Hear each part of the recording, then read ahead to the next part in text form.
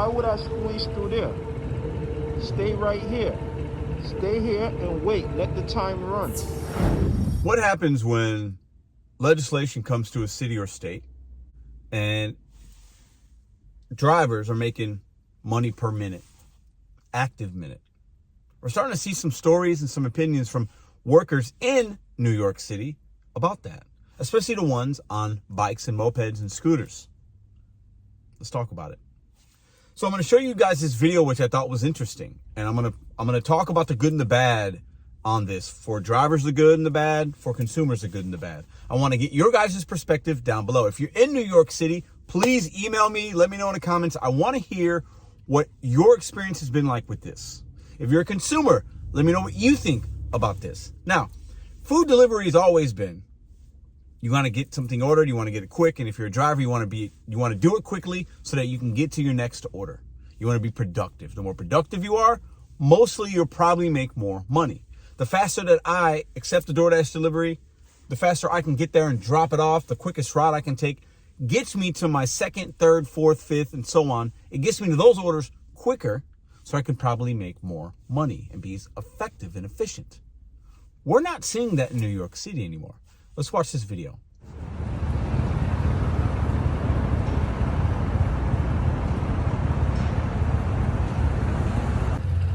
Another red light.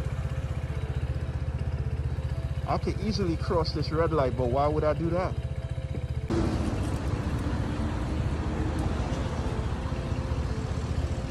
I could easily just cut through there. But why would I do that? Another red light. Another one. I could easily cross. But why would I do that? I could squeeze through there. But why would I squeeze through there? Stay right here. Stay here and wait. Let the time run. Follow the traffic. That's what you do.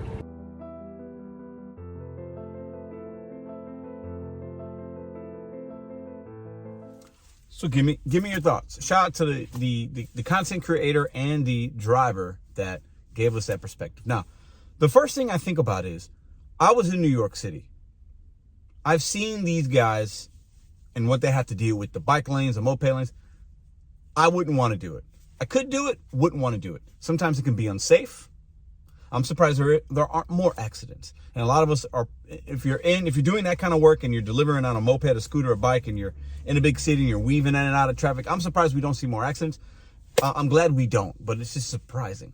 You're built different if you're on a scooter or moped or bike. You just are. Shout out to you, delivery drivers doing it that way. However, it's good in some ways because he's pointing out, hey, I don't have to go through these small, these cars, these little lanes, squeezing through, maybe hurting myself, hitting a bike, ruining my bike, hitting the car. Maybe somebody opens the door and hits me. Why? I don't have to do that anymore. I don't have to. He references a few red lights. If you're on a bike or whatever, and you're going to go through a lot of those. You're looking, nobody's coming. Why sit there and wait? If you're in a car, you're probably going to wait. If you're in a bike, well, whatever. You get on a little sidewalk, boom, boom, boom. You go, you stay on the street. You're moving, you're grooving.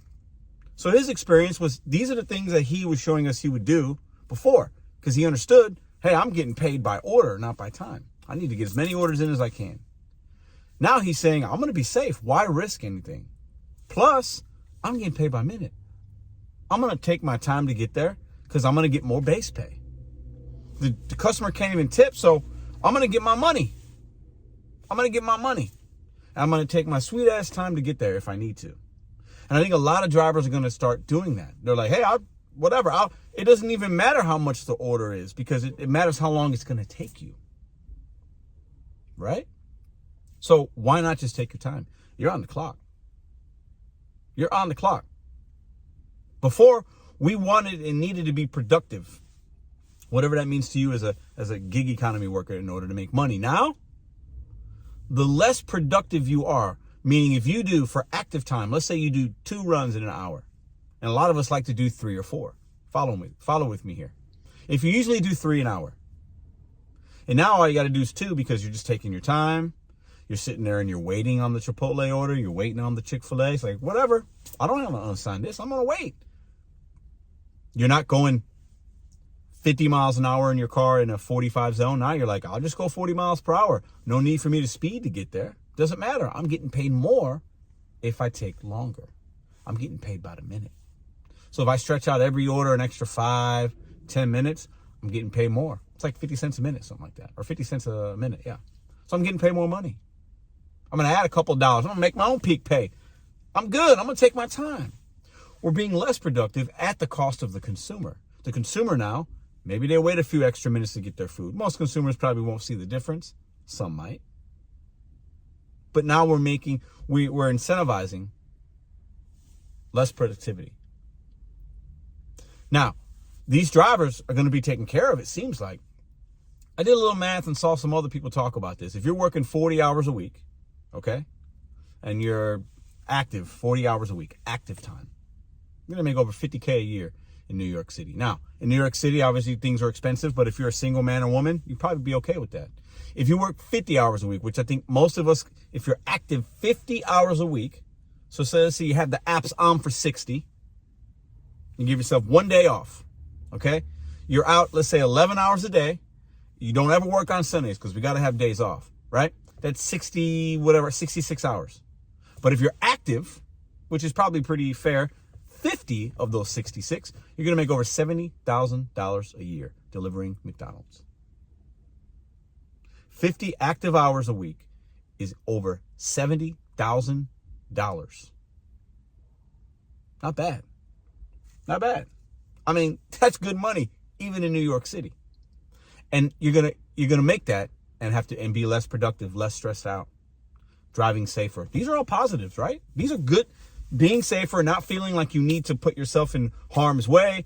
You don't, whatever. You can just sit there and wait, listen to some music, and wait on it. Oh, it's gonna be 30 minutes. All right, I'm cool. I'm on the clock. I'm good. We've seen this with Prop 22 in California. We've seen people talk about, I'll just wait, whatever. I'm on the clock. I don't care if that drive-through line's long. I'm waiting.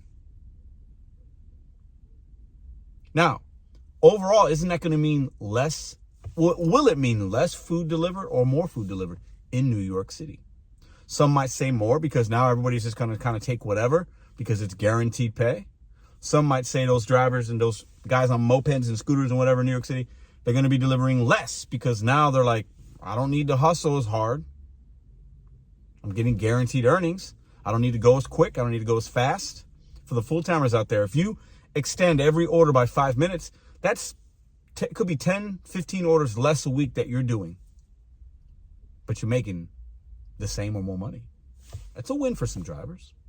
My question is to y'all. Is this good or bad?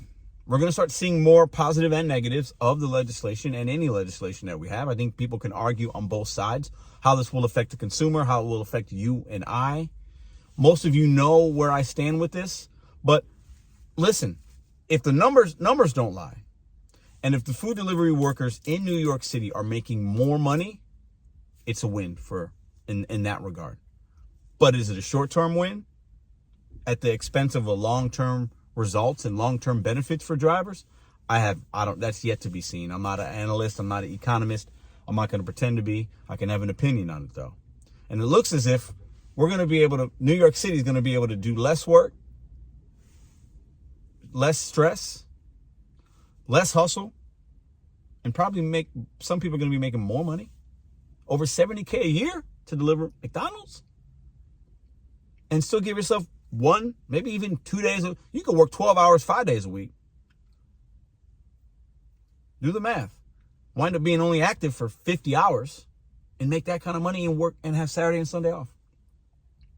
In New York City, and listen, you could wake up 9 a.m., work until 9 p.m., 5 days a week, Monday through Friday. And if there's enough orders in that area and you're staying active and you're just accepting whatever hits your phone regardless, that's a lot of money to be made. I want to hear y'all's opinion in the comments down below, and I'll see you guys in the next video. Another one. I could easily cross, but why would I do that? I could squeeze through there, but why would I squeeze through there? Stay right here. Stay here and wait. Let the time run. Follow the traffic. That's what you do.